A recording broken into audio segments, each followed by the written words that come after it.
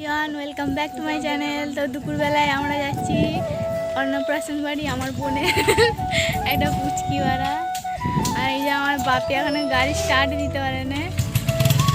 তো আমরা এখন রেডি হয়ে গেছি, তো যাচ্ছি। আর আমার ফোন চালিয়ে গেছে আমার মা।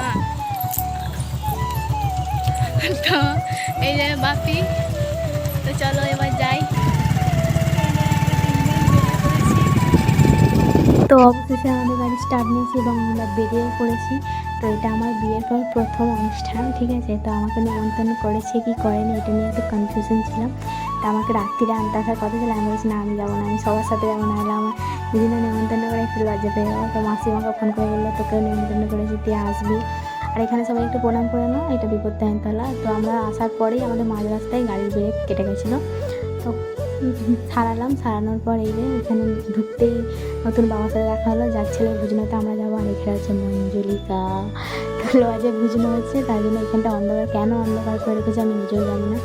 আর লজটা তো একদমই অন্ধকার করা, মানে একটু বেশি করে আলো দিয়ে একটু পরিষ্কার করবে, যে সুন্দর করে ছবি তুলে একটু পরিষ্কার পরিচ্ছন্ন, এটা করেনি। আর এটা হচ্ছে পুচকুটার মা, এই যে সেই পুচকুটার বুঝতে পারি। শুধু আমি বিয়ে বাড়ি আর জন্মদিন বাড়ি বলে যাচ্ছি।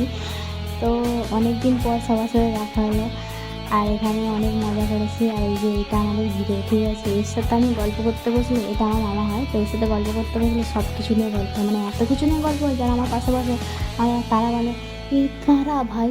তো তারপরে আমরা এখানে খেতে বসেছিলাম, তার আগে আমরা একটু ফটোশ্যুট করে নিয়েছি। তো এখানে খেতে বসেছিলাম, আর মামাদের সাথে খেতে বসা মানে টিপে টিপে খাওয়া দাওয়া, মানে খা মোটা।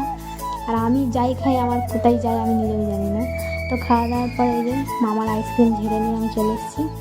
আর এই যে জামালপুর ব্রিজ পিছনে, আর একদম সুন্দর মৌসুম ছিল কালকে না সেদিনকে। তো খুব মজা হয়েছে, অনেকদিন পর সবার সাথে। আর এখানে দেখো সবাই বসে কেমন গল্প করছে। আর আমার বাবা বলে গেছে পুরো চুপচাপ শান্ত, কী বলবো, আর কিছু বলার নেই। তো দিদা ফিদা সবাই ছিল, অনেক সবার সাথে দেখা হয়েছে। আর এই যে এত সুন্দর জায়গায় আমরা বসে আড্ডা মেরেছি। তো এই যে আমি কালা হয়ে গেছি, তো আমরা মামার বাড়ি গিয়েছিলাম। তারপরে মামার বাড়ি থেকে এসে জামালপুরে খাওয়া দাওয়া করে তারপরে বাড়ি এসেছি। আর এই যে ওই জন্য কালুয়া হয়ে গেছি আমি। তো এখানে